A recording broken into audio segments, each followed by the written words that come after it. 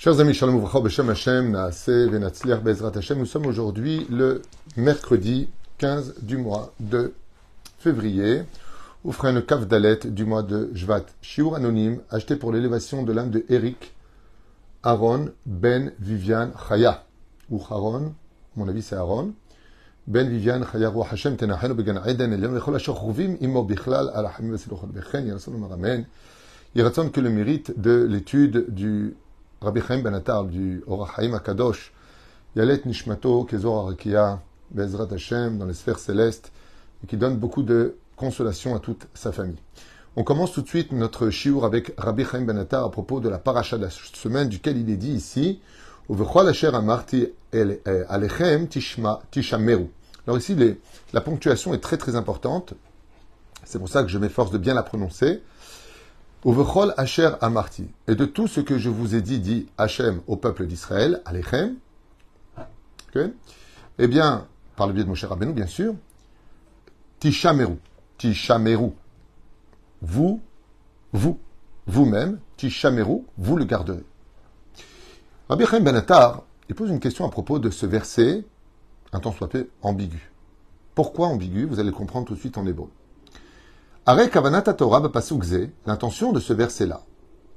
L'aziranu shlishmor et kol hamitzvot shetzivanu Hashem. Dieu nous demande, Uvechol asher amarti, faites très attention, toutes les mitzvot que je vous ai données, je vous demande de bien les préserver pour vous. Tishameru, qui veut dire en votre sein, pour vous-même. En d'autres termes, vous avez bel et bien compris que le fait de pratiquer la Torah et les mitzvot, les seuls réels bénéficiaires sont ceux qui les font. Refuser de faire Torah ou mitzvot, c'est refuser de prendre un auto toute sa vie. C'est dommage. Parce que si tu avais eu de l'argent, tu aurais pu en profiter. Et donc, la Torah vient nous dire, n'oublie pas, tout ce que je te demande, c'est pas parce que je suis casse-pied, te dit Hachem, c'est parce que j'ai pas envie de t'empêcher de vivre. Si j'ai créé le monde et la vie, c'est pour que tu la vives, et non pas pour t'empêcher de le faire. Alors, qu'est-ce qui se cache derrière tout ça? Très bel enseignement du Orach Chaim. Écoutez bien.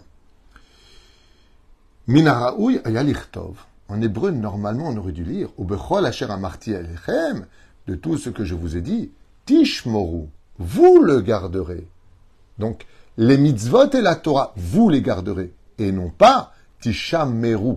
Le mot tishameru revient sur moi-même. Tandis que, normalement, on aurait dû lire comme un roi qui nous donne un présent, faites attention à mon présent. Tandis que le texte nous dit, faites attention à votre présent. Comme si on parlait de moi, à l'intérieur de moi-même. Si je fais les choses, je fais les choses. Si je ne les fais pas, je ne les fais pas. Non. La Torah nous fait un clin d'œil grâce à la grammaire hébraïque en nous disant que fais attention, car les mitzvot sont en toi. Oh. Ça veut dire quoi, ils sont en moi? Quand je mets les tefilines, ils sont sur moi. Ils ne sont pas en moi. Réponse non. Et c'est ce qu'on va découvrir. Et Shiv Rabbeinu Benoam Kocho explique maintenant Rabbi Chaim Ben Attar, dans sa grande sagesse, Ruto Yagen El Kol Am Israël, et il dit Ki minyan mitzvot em ramah. Comme vous le savez tous, le nombre de mitzvot dans la Torah est de 248 mitzvot positives. Keneged ramah evarim shel Adam, qui correspondent aux 248 membres de l'homme. Veshasa mitzvot, et les 365 mitzvot négatives de la Torah, em keneged shasa gidim, correspondent exactement aux 365 tendons du corps humain. Et si chazve shalom, il en manque un seul, et si malheureusement, un de mes membres physiques ou de mes tendons intérieurs viendrait à se casser, détériorer ou autre, eh bien le membre ne peut pas fonctionner. Bon iré. Klomar. Maintenant, explique Rabbi Chaim Ben Attar. Torah Gdosha Ba'alorot Lanu. Notre Torah vient nous montrer un clin d'œil d'une importance primordiale pour chaque juif. Chez Kol Tarayag Mitzvot. Que les 613 mitzvot de la Torah, Hen Keneged Tarayag Evareha Adam Bichlelutam, correspondent exactement à la fabrication de l'homme dans ce monde. Kol mitzvah keneged evar vegid, car chaque mitzvah correspond à un des membres de notre corps humain. Maintenant, on comprend pourquoi il est marqué Tishameru. C'est à vous de garder les mitzvot, car chaque fois qu'une mitzvah se présente à vous, c'est pour donnez l'énergie à votre membre de mieux exister. En pratiquant la Torah et les mitzvot, nous donnons de l'énergie à nos membres. Il y a une histoire qui s'est passée, qui n'est pas marquée ici, qui est marquée dans une des biographies de Baba Saleh que j'avais lues là-bas. Il y a très très longtemps de cela. Il y a un homme, donc d'origine marocaine, qui vit à Beersheba. Et malheureusement, il a eu un problème de travail et son bras s'est pris dans la machine. Il a pu sauver son bras. Seulement, malheureusement, cette situation a engendré chez lui une gangrène. Et la gangrène, eh bien, se développait beaucoup plus vite que la normale. Son membre devenait de plus en plus noir, et les médecins à l'hôpital de Soroka de Beersheba n'ont pas trouvé d'autre solution de lui amputer le plus vite possible son bras gauche, parce qu'il est directement relié au cœur. Et donc, il fallait aller vite. Mais pour cela, il faut signer. Et ce tzaddik, cet homme simple d'esprit, dit au médecin, « Ah, moi je veux vivre, il n'y a pas de problème, mais je ne peux pas couper mon bras. » Alors les médecins lui ont dit, « Et pourquoi vous ne pouvez pas couper le bras? C'est le bras gauche, même pas la main droite, vous êtes droitier. C'est de votre vie dont on parle. » Il a dit, « Oui, je veux bien, mais le problème, c'est que moi je mettrai les tefilines où ?» Alors le médecin regarde, l'autre médecin, il se regarde, et bon, mais on parle de votre vie, là, que vous me parlez des tefilines. Il dit, « Ah non, non, non, mais moi je veux mettre les tefilines. Moi je veux mettre les tefilines. » Il dit, « D'accord, mais votre bras, il doit être sectionné. Quelqu'un vous mettra les tefilines sur le bras droit. » Il dit, « Mais on ne met pas les tefilines sur le bras droit, on met les tefilines sur le bras gauche. Donc même s'il est malade, c'est pas grave, je vais mettre mes tefilines sur le bras gauche. » On parle avec son épouse, on parle avec ses enfants. On a fait venir un rabbin jusqu'à l'hôpital pour le persuader qu'il devait signer pour accepter cette amputation. Et lui reste sur ses positions. Et il dit, à ce moment-là, comment c'est possible? Vous voulez que je coupe le bras et où je mette mes tefilines, comme un robot? Les médecins comprennent qu'ils ne peuvent pas faire autrement. Et ils le laissent. Et avec son bras malade, il mettait tous les matins les tefilines à l'hôpital, se faisant soigner au fur et à mesure comme il le pouvait. Et de façon inexplicable, quand l'on dit les médecins, non seulement sa gangrène cesse alors que c'est pratiquement impossible, parce que l'un contamine l'autre, la cellule meurt, mais il est redevenu totalement en bonne santé. Quand on est parti voir Baba Saleh, et qu'on lui a posé la question, comment c'est possible? Il a répondu, s'il avouait son membre à la Gdusha, et qu'il met les tefilines en disant à Dieu, Dieu, il faut que tu gardes mon bras, il était simple d'esprit, sans calcul, betmimout, comme on dit. Alors Dieu lui a redonné l'impossible. Si ton bras, tu mets les tefilines avec, mikol à lèvres, de tout ton cœur, et que tu dis, mais je ne peux pas l'enlever où je vais mettre les tefilines, avec tellement de pureté, Alzen et Mar Tishameru, tu le garderas. Ton membre, tu le garderas. C'est ce qu'avait répondu Baba Saleh.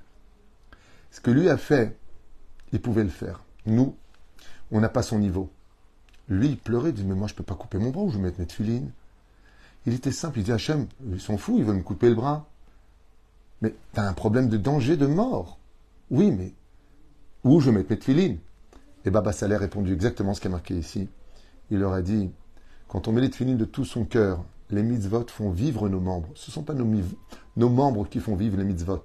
C'est en mettant les mitzvot en application chez nous que nous pouvons faire vivre nos membres et dans ce monde et dans l'autre. Alors si vous me dites, oui, enfin bon, c'est bien gentil tout ça, mais on meurt tous un jour, on a tous des maladies, et pourtant c'est bien des religieux aussi qui ont le même sort que les autres. Vous avez raison. Jusqu'à un certain degré, vous avez raison. Seulement vous oubliez un détail. C'est que ceux qui sont dans la Torah et les mitzvot, eh bien, ils reviendront à la vie avec la résurrection des morts.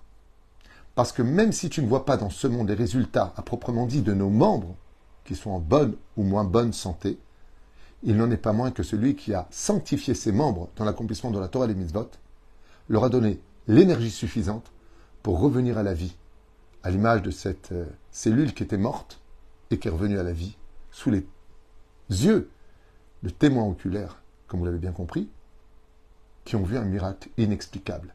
Non seulement la gangrène a cessé, mais en plus, il a totalement guéri. Et c'est ce que nous dit ici Rabbi Chaim Ben Attar il y a 3 siècles de cela, en lui disant « Kol evar vevar » Keneged, guide.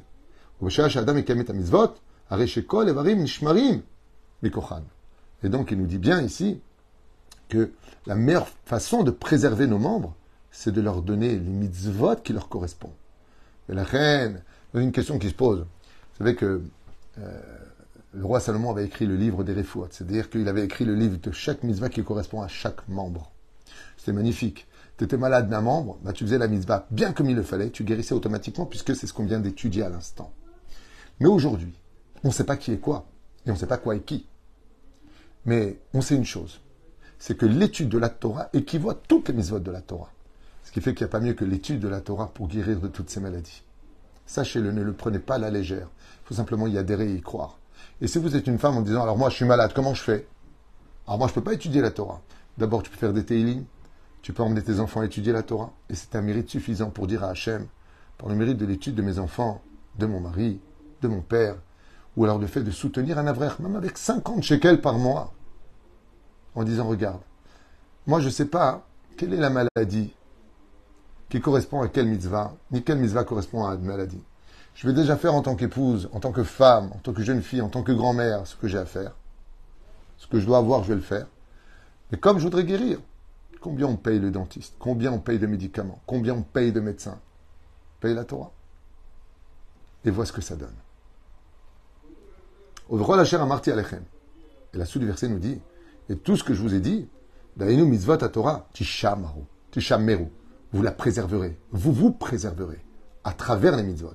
Atamatzmechem va'ivarichem shel tishmeru mikol nezek. Et la Torah nous promet que si vraiment on faisait tous ensemble la Torah et les mitzvot, on n'aurait plus de malades dans le peuple d'Israël. Et l'amdecha, shoter mimashi yehudi shomer mikayemet mitzvot. Le Rabbi Chaim Ben Attar, il dit, et ne viens pas croire une seconde que c'est toi qui gardes les mitzvot, mais que c'est vraiment les mitzvot qui te gardent. Mitzvah, shomeret, mitzvot Hashem shomeret alav, sont les mitzvot qui gardent un homme. Umaseh biyehudi. Ah, il nous raconte une histoire. Bon, iré beyahad. Parce que j'ai pas lu ce que je vous dis. Je découvre avec vous, mais c'est des sujets que je connais bien. Baruch Hashem. Umaseh biyehudi. Donc, on raconte l'histoire d'un juif. Pour Chaz au poker, chez Tziva ale achar moto, chez Ikrou et Goufo, la merkar. Et donc, ce juif-là, il a dit que après sa mort, il pourrait donner son corps à la science. Chose qui est strictement interdite à faire, bien entendu. Ukshemet, chitetu, ahokrim, vegufo, matzou, shieshbo, rak, shloshmeot, shishim, veshalosh, gidim. Et en observant bien son corps, quand ils l'ont disséqué, ils se sont rendus compte qu'en réalité, il n'avait pas 365 tendons, mais dans son cas, à lui, 363 tendons. Comme le disent le Chachamim. Bo lifnei Hagon Mivina. Ils ont emmené son corps, emmené la question au Gaon de Vilna. Et si proulo, shemetziut muchicha keneged ivrei Chachamim chalila. Ils ont voulu dire au Gaon de Vilna que la Torah s'était trompée, puisque en disséquant son corps, ils n'y ont découvert que 363 tendons et non pas 365 tendons. Iskim, Aganon, Laanot Laem. Et le Gaon de Vilna leur a dit, j'accepte volontiers de vous répondre. Ach, Verak, Kedeshelo Itralel Shem Shamaim, uniquement pour ne pas que vous croyiez que la Torah dise des bêtises. La Torah a toujours raison, et la Torah est vraie. C'est pas parce qu'on la comprend pas que ça lui donne tort. Amar Laem, Mikevan Shoto Yehudi, Yesha Bekviut, Beshte Avero, Mesuyamot, Nechlu Nisru Agidim, Shekenigdam, Velachen Chazru Begufo, Gidim Elu. Il a dit, au lieu de vérifier combien il a de tendons, regardez quelles sont les deux mitzvot principales qu'il a le plus ignorées dans sa vie, et vous comprendrez pourquoi, après sa mort, deux tendons complètement lâchés au point que vous ne les retrouveriez pas aujourd'hui dans son corps. L'enquête a été menée sur lui, dans sa communauté, et effectivement, il y avait deux mitzvot qu'il ne pratiquait pas, le Shabbat et la Kashrut. La reine ont disparu totalement après sa mort, ces deux fonctions-là. Ce qui fait que cet homme-là ne pourra pas se lever à Triat Ametim. Comme ça leur a répondu le Gaon de Vilna. Voilà une espèce d'explication un peu rapide, il faut reconnaître. Mais il faut savoir que Béhémet, la meilleure façon de pouvoir faire vivre nos membres, tout comme une ampoule ou du LED a besoin d'électricité pour briller, et sachez que notre santé a besoin de Torah et de mitzvot pour continuer à exister dans de bonnes conditions. Baruch Adonai Leolam, Amen ve Amen.